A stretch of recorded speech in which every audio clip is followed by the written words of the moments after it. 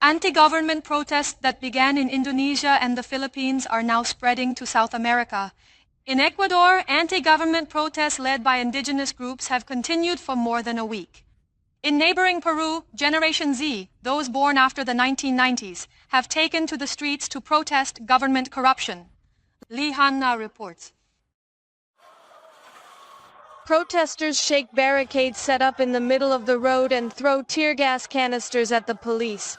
They set fire to trees and vehicles, fiercely confronting the military forces. In Ecuador, anti-government demonstrations led by indigenous groups have dragged on for more than a week.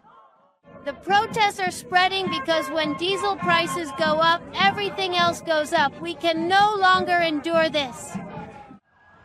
Ecuador's largest indigenous organization claimed that one of its members was killed by a deadly military attack during the protests. Ecuador's defense ministry also released footage saying that 12 soldiers were injured and 17 went missing due to attacks by protesters. The government announced the end of diesel fuel subsidies, which have been in place for decades, citing massive budget deficits. Indigenous communities, many of whom rely on transport work, strongly oppose the move, saying their livelihoods are directly affected.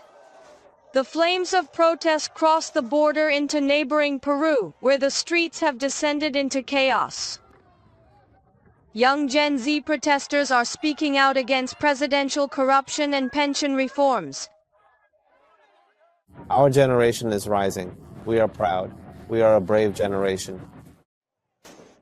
Experts say long-standing public anger at corrupt governments has accumulated and is now spreading across the continent like dominoes. This is Lee Hanna, MBN News.